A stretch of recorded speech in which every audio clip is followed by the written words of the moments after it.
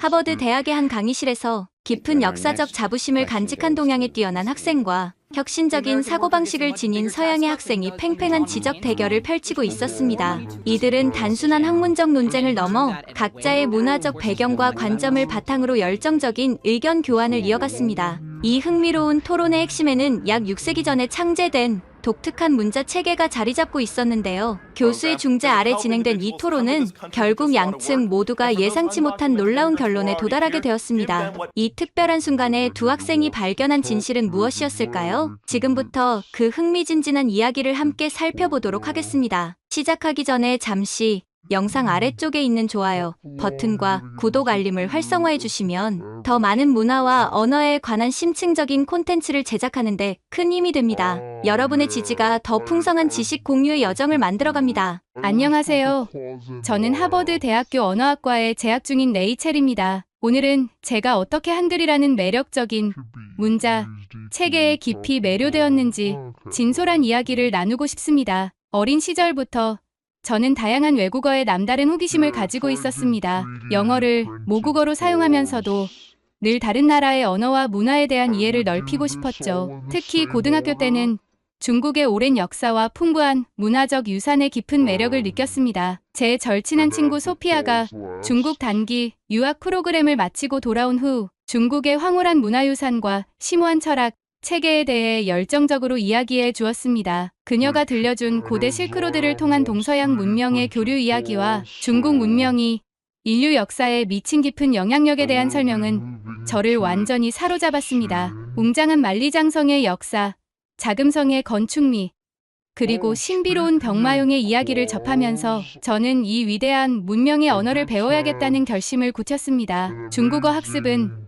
새로운 문화의 창을 열어줄 열쇠라고 생각했습니다. 그러나 실제로 중국어 공부를 시작하고 나서 예상보다 훨씬 큰 어려움에 직면했습니다. 수천 개에 달하는 복잡한 한자를 하나하나 암기해야 했고 각 한자의 의미와 발음 사이에 직관적인 연결고리가 없어 더욱 어려웠습니다. 획순을 익히는 과정도 만만치 않았고 비슷하게 생긴 수많은 한자들 사이에서 미묘한 차이를 구별하는 것은 끊임없는 도전이었습니다. 특히 중국어의 성조 체계는 정말 난관이었습니다. 같은 발음이라도 성조에 따라 완전히 다른 의미가 되기 때문에 일상 대화에서도 빈번한 오해와 혼란을 경험했습니다. 이런 복잡성 때문에 중국어 학습은 점점 부담스럽게 느껴졌습니다. 그러던 어느 날 대학 도서관에서 중국어 참고 자료를 찾던 중 우연히 한 한국어 교재가 제 시선을 사로잡았습니다. 책 표지에는 기하학적이면서도 우아한 선들로 이루어진 독특한 문자들이 있었는데 그 시각적 아름다움에 순간 매료되었습니다.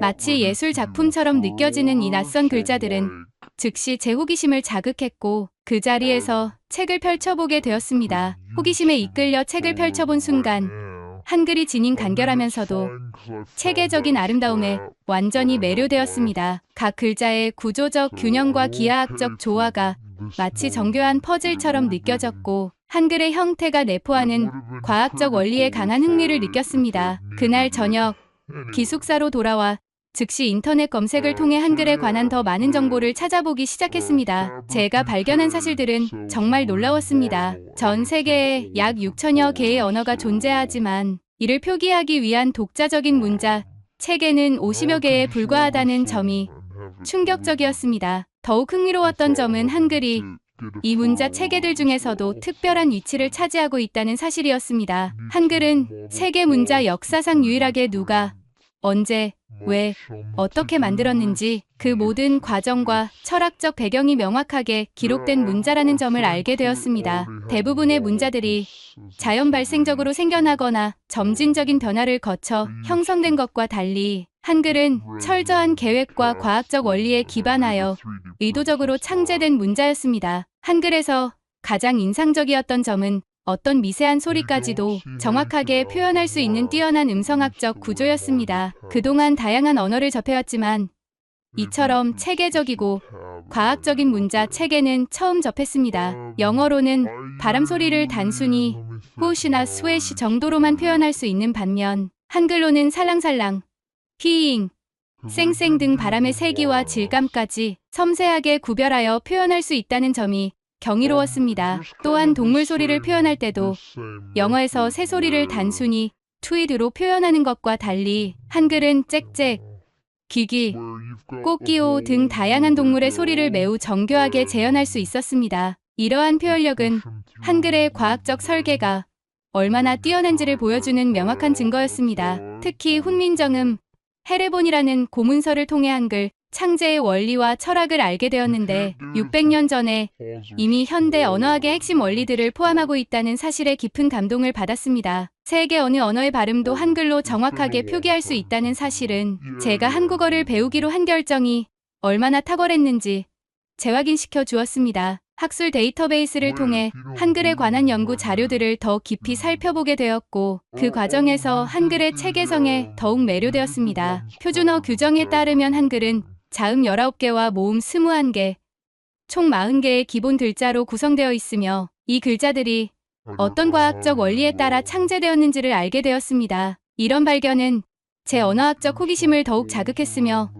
한글 학습에 대한 저의 열정은 날이 갈수록 커져갔습니다. 자음의 발음, 위치에 따른 체계적 분류가 특히 인상적이었습니다. 한글은 자음을 발음하는 신체 기관의 위치와 모양에 따라 아음목 구멍 소리, 설음여 소리, 순음입술 소리, 치음이 소리, 후음목 구멍 소리로 과학적으로 나누었다는 사실이 언어학도로서 매우 흥미롭게 다가왔습니다. 더욱 놀라웠던 것은 기본 글자에서 획을 더해가며 새로운 글자를 파생시키는 논리적인 방식이었습니다. 예를 들어 노에서 덜, 그리고 t로 발전하는 과정은 마치 수학적 공식을 보는 듯 체계적이고 일관성 있었습니다. 이러한 규칙성은 학습 과정을 훨씬 직관적이고 효율적으로 만들어 주었습니다. 한글 공부를 더 진행하면서 한글이 인도의 버머 산스크리트어와 상당한 유사점을 가지고 있다는 흥미로운 발견을 하게 되었습니다. 두 문자, 체계 모두 자음과 모음을 별도로 표기하는 표음 문자이며 발음 위치에 따라 소리를 체계적으로 분류한다는 공통점이 있었습니다. 이러한 유사성은 우연이 아닌 것 같았습니다. 역사적 자료를 더 조사하면서 세종대왕이 한글을 창제할 때 불교 승려들의 전문적인 조언을 받았다는 사실을 알게 되었습니다. 특히 신미대사라는 승려가 버머에 관한 지식을 제공하여 한글 창제에 중요한 영향을 미쳤다고 합니다. 이에 감사한 세종대왕은 후에 신미대사에게 해각존자라는 특별한 칭호를 수여했다는 역사적 일화에 깊은 인상을 받았습니다. 이러한 역사적, 언어학적 배경을 알게 될수록 제가 배우고 있는 한글이 단순한 문자가 아니라 동양의 지혜와 과학적 사고가 완벽하게 조화를 이룬 혁신적인 발명품이라는 깨달음을 얻게 되었습니다. 미국의 유명 작가 펄 버기, 한글은 세계에서 가장 단순하면서도 가장 과학적인 문자 체계라고 평가했다는 구절을 읽었을 때는 가슴이 벅차올랐습니다. 저는 점차 한국 문화 전반에도 관심을 확장하게 되었습니다. 특히 한국 요리에 매료되어 김치 담그는 법을 직접 배우기 시작했습니다. 기숙사에서 중국 유학생 룸메이트 미니는 처음에 한국 음식이 지나치게 맵고 특유의 냄새가 난다며 비웃었지만 제가 직접 만든 김치를 다른 친구들이 맛있게 먹는 모습을 보고는 그의 태도가 미묘하게 변화하기 시작했습니다. 비빔밥이나 불고기와 같은 다른 한국 요리를 친구들과 나눠 먹을 때마다 미니는 표면적으로는 중국 요리가 훨씬 우수하다고 주장했지만 나중에는 몰래 저에게 레시피를 물어보는 모습을 보며 예심 한국 음식에 관심이 생겼음을 알 수 있었습니다. 현재도 매일 한국어 학습에 시간을 투자하며 이 언어의 새로운 매력을 발견하고 있습니다. 룸메이트 미니는 여전히 중국어가 더 역사가 깊고 영향력 있는 언어라며 종종 비꼬는 말을 하지만 저는 그의 견해에 크게 신경 쓰지 않고 제 학습 여정을 이어가고 있습니다. 처음에는 단순한 호기심으로 시작한 한글 공부가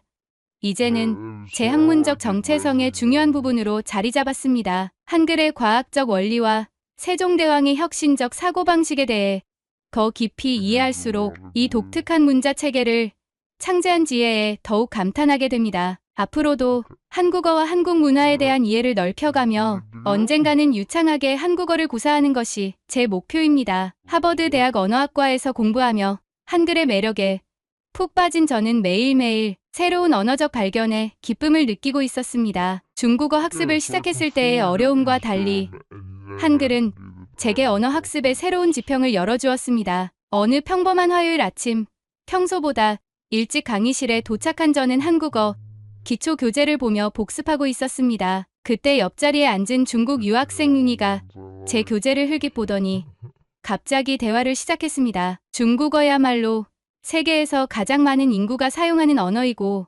5,000년이 넘는 역사를 가진 위대한 문화의 정수인데, 그가 말했습니다. 굳이 한국어를 배우는 이유가 뭐야?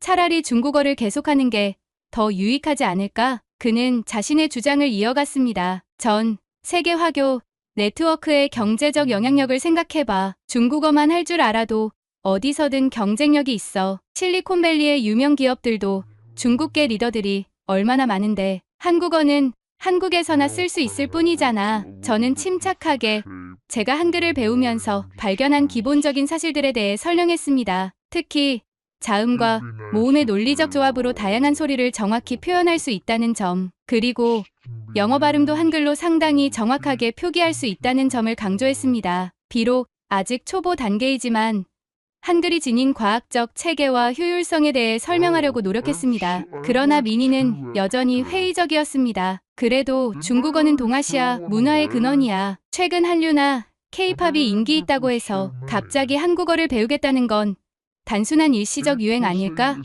라며 의문을 제기했습니다. 저는 비록 아직 한국어를 능숙하게 구사하지는 못하지만 더 배울수록 이 언어의 깊이와 매력을 발견하게 된다고 대답했습니다. 특히 한글이 일반 백성들이 쉽게 읽고 쓸 수 있도록 과학적으로 설계되었다는 역사적 배경이 제게는 큰 의미로 다가왔다고 설명했습니다. 우리의 열띤 대화는 데이비드 교수님이 강의실에 들어오시면서 자연스럽게 중단되었습니다. 교수님은 입실하자마자 저희의 토론을 눈치채신 듯했고, 무슨 이야기를 그렇게 열정적으로 나누고 있었나요?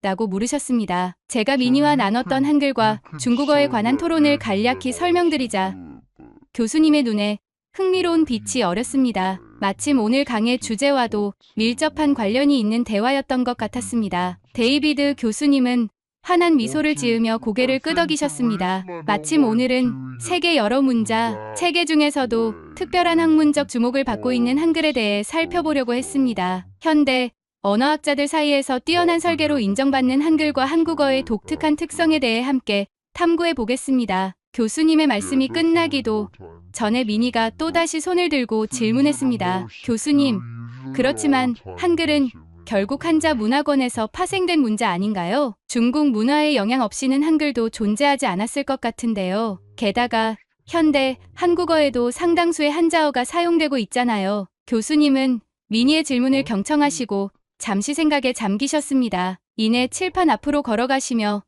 마치 이 질문을 예상하고 준비해온 것처럼 체계적인 설명을 시작하셨습니다. 문자란 단순한 기호, 체계가 아닙니다. 그 문자를 만든 사람들의 철학적 사고방식, 과학적 지식, 그리고 문화적 가치관이 총체적으로 반영된 지적 창조물입니다. 한글은 특히 그 창제 과정과 원리가 명확하게 기록으로 남아있는 세계적으로 희귀한 사례입니다. 교수님은 칠판에 간단한 도표를 그리시며 설명을 이어갔습니다. 민희 학생의 지적처럼 한국어 어휘에는 한자에서 파생된 단어가 많은 것이 사실입니다. 그러나 이은 영어가 라틴어, 그리스어, 프랑스어 등에서 유래한 단어들을 다수 포함하고 있는 현상과 본질적으로 같은 맥락입니다. 언어의 어휘적 기원과 문자 체계의 독창성은 별개의 문제입니다. 언어학적 관점에서 문자 체계의 우수성은 그 기원이 아닌 독창적 설계와 실용성에 있습니다. 저는 교수님의 명쾌한 설명을 들으며 제가 직접 경험했던 한글의 실용적 측면이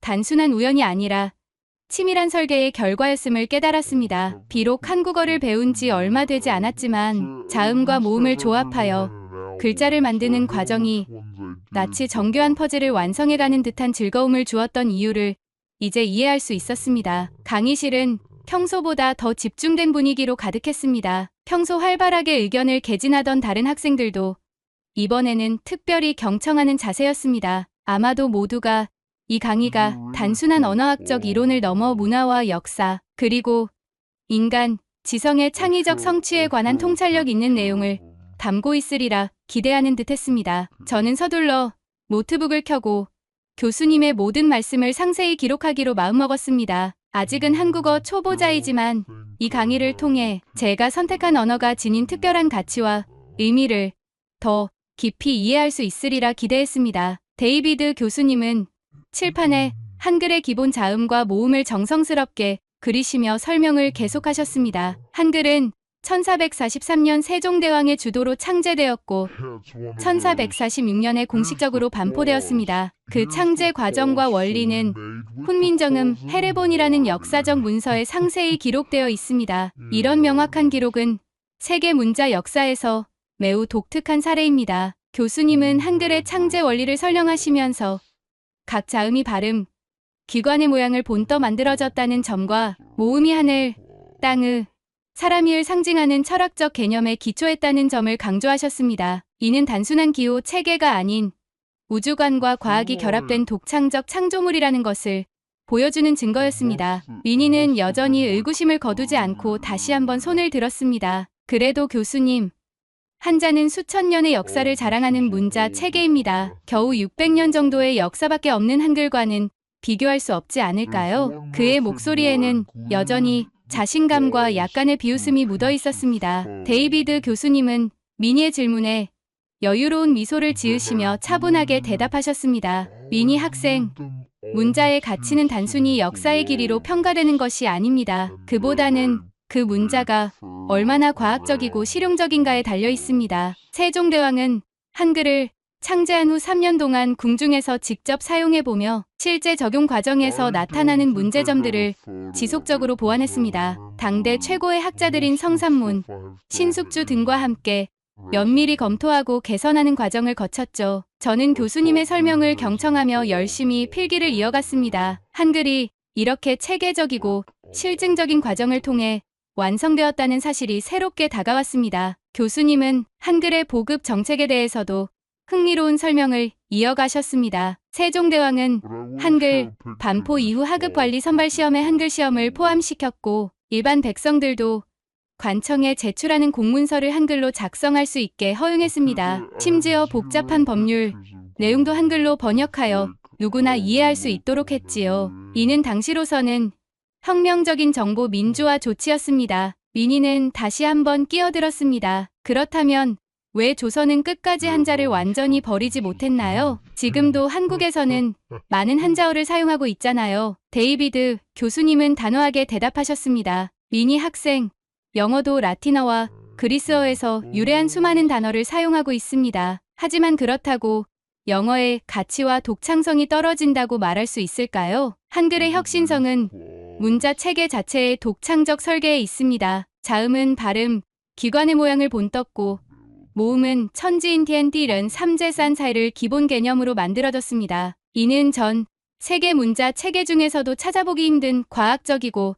철학적인 원리입니다. 교실은 잠시 깊은 침묵에 빠졌습니다. 윈니의 얼굴은 미묘하게 붉어졌고 다른 학생들의 눈빛에는 새로운 깨달음의 빛이 어렸습니다. 저 역시 제가 배우고 있는 문자가 단순한 기호가 아닌 깊은 과학적 철학적 사고의 결정체라는 사실에 새삼 경외감을 느꼈습니다. 실제로 한글 창제 이후 조선의 문맹률은 급격히 감소했다는 역사적 사실은 한글의 실용성을 입증하는 강력한 증거였습니다. 더욱이 한글은 어떤 외국어의 발음도 비교적 정확하게 표기할 수 있는 뛰어난 음성학적 유연성을 갖추고 있었습니다. 데이비드 교수님의 강의는 이어졌고 저는 한글이 지닌 현대적 가치와 미래, 잠재력에 대해 더 깊이 이해하게 되었습니다. 교수님은 한글의 제작 원리를 설명하시면서 단순히 소리를 기록하는 것을 넘어 체계적인 음성학적 원리를 내포하고 있다는 점을 강조하셨습니다. 특히 각 자음이 발음,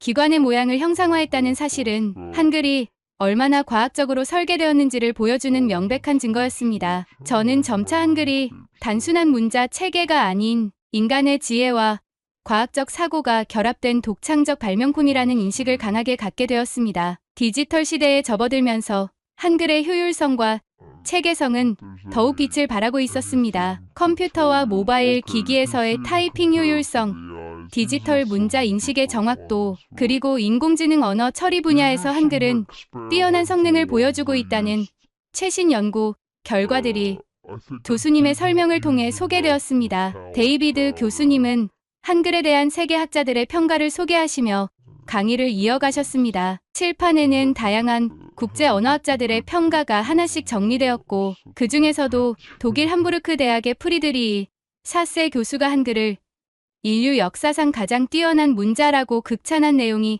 특히 주목을 끌었습니다. 더욱 놀라웠던 것은 문맹률에 관한 통계 자료였습니다. 미국을 비롯한 선진국들도 여전히 일정 수준의 문맹률을 보이는 반면 한국은 거의 0%에 가까운 문맹률을 기록하고 있다는 사실이 제시되었습니다. 이는 한글의 과학적 설계와 쉬운 학습성이 만들어낸 획기적인 교육적 성과였습니다. 민희는 자리에서 몸을 앞으로 기울이며 다시 한번 반박을 시도했습니다. 하지만 교수님, 현재 세계 경제에서 중국어의 영향력을 고려해보세요. 중국의 GDP는 한국의 몇 배에 달하고 실리콘밸리의 수많은 기업 임원들도 중국어를 배우고 있다고 들었습니다. 결국 언어는 실용적 가치가 중요한 것 아닌가요? 데이비드 교수님은 여유로운 미소를 지으시며 평온하게 대답하셨습니다. 경제적 가치와 영향력은 시대와 상황에 따라 변할 수 있습니다. 하지만 문자 체계의 과학적 우수성은 불변하는 가치입니다. 케임브리지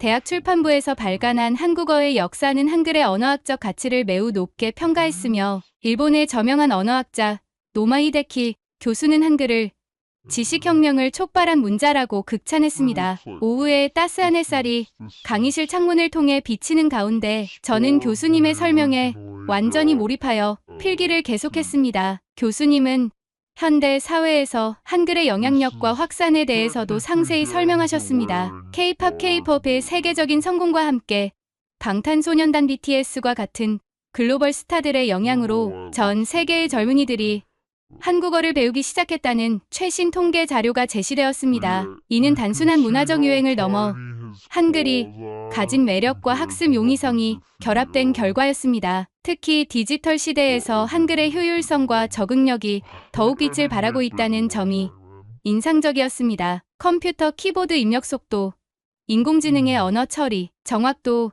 디지털 폰트 디자인의 미학적 측면에서 한글은 뛰어난 성능을 보여주고 있었습니다. 민희는 고개를 절레절레 흔들며 마지막 반박을 시도했습니다. 그래도 이건 단지 일시적인 유행일 뿐입니다. 한때 일본 문화도 전 세계적으로 인기를 끌었지만 지금은 어떻게 되었나요? 그러나 교수님은 모벨상 수상자인 UCLA의 제레드 다이아몬드 교수의 말을 인용하며 단호하게 응답하셨습니다. 세계 언어학자들이 한글을 가장 뛰어나게 설계된 문자 체계로 평가하는 것은 단순한 유행이 아닙니다. 이는 문자가 지닌 본질적 가치와 과학적 우수성에 대한 객관적 평가입니다. 강의가 진행될수록 저는 한글이 지닌 특별한 가치와 의미를 더욱 깊이 이해하게 되었습니다. 한 다국적 기업이 단 2년 만에 직원들에게 한글을 가르쳐 업무에 활용할 수 있게 되었다는 사례는 제가 직접 경험한 한글 학습의 효율성을 뒷받침해주는 증거였습니다. 저 역시 불과 몇 개월 만에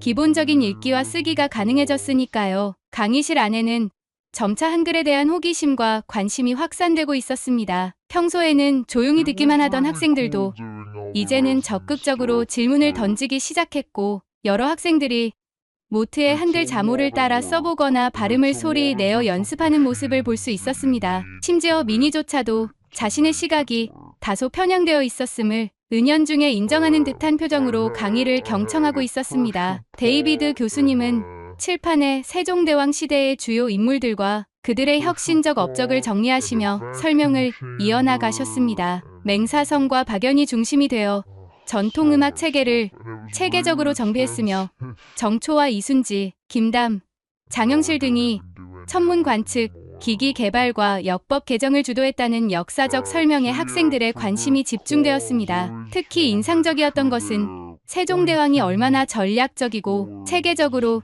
인재를 발굴하고 활용했는지에 대한 내용이었습니다. 각 분야의 전문가들을 적재적소에 배치하여 조선의 문화와 과학기술을 혁신적으로 발전시켰다는 설명은 현대의 리더십 이론과도 맞닿아 있다는 생각이 들었습니다. 교수님은 세종대왕이 단순한 문자 창제를 넘어 백성들의 실질적인 삶의 질 향상을 위해 어떻게 끊임없이 노력했는지 설명하셨습니다. 농사직설의 편찬을 통해 농업기술을 체계화하고 시간과 계절의 변화를 더 정확히 이해할 수 있는 과학적 도구들을 개발함으로써 실용적 지식의 보급에 힘썼다는 점은 매우 인상적이었습니다. 이러한 설명에 미니가 다시 한번 손을 들었습니다. 교수님, 중국에는 공자, 맹자를 비롯한 수천 년간 이어져 온 위대한 철학적 전통이 있습니다. 조선의 세종이라는 한 왕을 이토록 높이 평가할 필요가 있을까요? 게다가 민본 사상도 원래 중국에서 비롯된 것 아닌가요? 교수님의 표정이 잠시 굳어졌지만 곧 차분한 목소리로 대답하셨습니다. 미니 학생, 사상과 철학의 진정한 가치는 그것이 얼마나 실질적으로 구현되고 실천되는가에 달려 있습니다. 세종대왕은 민본 사상을 단순한 이론적 개념이 아닌 구체적인 정책과 제도로 실현시킨 뛰어난 실천가였습니다. 미니가 다시 반박하려 했지만 교수님은 이번에는 더욱 확고한 어조로 말씀하셨습니다. 세종대왕은 단순히 새로운 문자를 만든 것이 아닙니다. 그는 백성과 임금과 국가가 하나라는 철학적 비전을 가지고 있었습니다. 농업, 기술 발전부터 천문 관측, 법제 정비에 이르기까지 모든 혁신의 근본에는 백성들의 복리 증진이라는 일관된 목표가 있었습니다. 더욱 놀라운 것은 세종대왕의 이러한 혁신적 업적들이 현대 사회에서도 여전히 유효하고 가치 있게 평가받고 있다는 점이었습니다. 교수님의 설명에 많은 학생들이 공감하며 고개를 끄덕였습니다. 한글의 과학적 원리와 체계는 현대 디지털 시대에서도 완벽하게 적용되고 있으며 오히려 그 가치가 더욱 높아지고 있다는 점이 강조되었습니다. 저는 이 강의를 통해 한글이 단순한 문자 체계가 아닌 깊은 인문학적 가치와 과학적 원리가 결합된 독창적인 문화유산이라는 것을 깊이 깨닫게 되었습니다. 백성을 향한 진정한 사랑과 헌신에서 비롯된 이 위대한 창조물이 600년이 지난 현재까지도 그 가치를 인정받고 있다는 사실은 정말 감동적이었습니다. 이제 저는 한글 학습을 더욱 진지하게 이어나가야겠다는 결심을 굳게 다졌습니다. 데이비드 교수님은 한글의 현대적 가치와 미래, 전망에 대한 설명으로 강의를 마무리하기 시작하셨습니다. 그러자 미니가 마지막으로 의견을 제시했습니다. 교수님, 인공지능과 기술 혁신이 주도하는 미래 시대에는 중국어가 더 중요한 위치를 차지할 것입니다. 중국의 기술력이 급속도로 성장하고 있고 경제 규모도 세계 최대 수준이니까요. 교수님은 이번에는 실증적인 데이터를 보여주시며 미니의 주장에 대해 명확히 반박하셨습니다. 흥미로운 관점이네요. 미니 학생, 하지만 실제 인공지능 언어 처리 성능 데이터를 살펴보면 로마 알파벳이나 중국어 한자는 6070% 수준의 인식 정확도를 보이는 반면 한글은 95% 이상의 놀라운 정확도를 기록하고 있습니다. 이는 한글의 과학적 설계가 디지털 시대에 얼마나 효율적으로 작동하는지를 보여주는 명확한 증거입니다. 교수님은 더 이해하기 쉬운 사례를 들어 설명을 이어가셨습니다. 예를 들어 영어의 ally라는 단어를 생각해 보세요. 똑같은 철자인데도 문맥에 따라 전혀 다른 발음으로 익힐 수 있습니다. 로마 알파벳은 이처럼 발음과 표기 사이의 일관성이 부족한 한계를 가지고 있습니다. 반면 한글은 소리 나는 대로 정확하게 적을 수 있어 비가 내리는 소리, 바람 부는 소리, 새가 지저귀는 소리까지도 세밀하게 표현 가능합니다. 교수님은 계속해서 세계적인 동향을 소개하셨습니다. MIT, 하버드, 스탠퍼드 같은 세계 유수의 대학들에서 언어학자들이 한글의 과학성을 높이 평가하고 있으며 특히 인공지능 시대에 한글의 자음과 모음 조합, 체계가 갖는 효율성에 주목하고 있다는 점을 강조하셨습니다. 가장 놀라웠던 것은 에티오피아의 아므하라어 입력 시스템 개발 사례였습니다. 에걸이라는 기업이 한글의 자음과 모음 조합 원리를 응용해 새로운 디지털 입력 시스템을 개발했는데 이는 현지에서 국민 키보드로 불릴 만큼 큰 성공을 거두었다고 합니다. 교수님은 이어서 한글의 미래 가치에 대해서도 흥미로운 전망을 제시하셨습니다. 현재 전 세계에는 약 6,900여 개의 언어가 존재합니다. 이 중 23개의 주요 언어를 약 38억 명이 사용하고 있습니다. 그런데 흥미롭게도 여러 미래학자들과 언어학자들이 AI 시대에는 한글이 세계 공용어로서의 잠재력을 가지고 있다고 예측하고 있습니다. 특히 인상 깊었던 것은 자폐 스펙트럼 아동들의 언어 발달에서 한글이 보여준 가능성이었습니다. 최근 연구에 따르면 한글을 학습하는 과정에서 자폐 아동들의 뇌 구조에 긍정적인 변화가 관찰되었다고 합니다. 이는 한글이 단순한 문자 체계를 넘어 인간의 인지 발달에도 유익한 영향을 미칠 수 있다는 가능성을 시사하는 결과였습니다. 저는 이 강의를 통해 한글의 놀라운 가치와 의미를 새롭게 인식하게 되었습니다. 처음에는 단순히 한국 드라마와 K-팝을 더 잘 이해하기 위해 시작했던 공부였지만 이제는 미래에 중요한 역할을 할 언어를 배우고 있다는 자부심이 생겼습니다. 앞으로도 이 과학적이고 실용적인 한글을 더욱 열정적으로 공부해 나가고 싶습니다. 600년 전 백성들을 위해 창제된 한글이 이제는 전 세계 사람들에게 도움이 될 수 있다는 사실이 정말 감동적입니다. 오늘의 강의를 통해 한글이 단순한 문자가 아닌 인류의 미래를 향한 소중한 선물이라는 것을 깨달았습니다. 이제 저는 더욱 큰 자부심과 열정을 가지고 한글 공부를 계속해 나갈 것입니다. 여러분도 기회가 된다면 한글의 아름다움과 과학성을 직접 경험해 보시길 권해드립니다. 여기서 제 이야기를 마치겠습니다. 경청해 주셔서 감사합니다. 오늘 사연 어떠셨나요?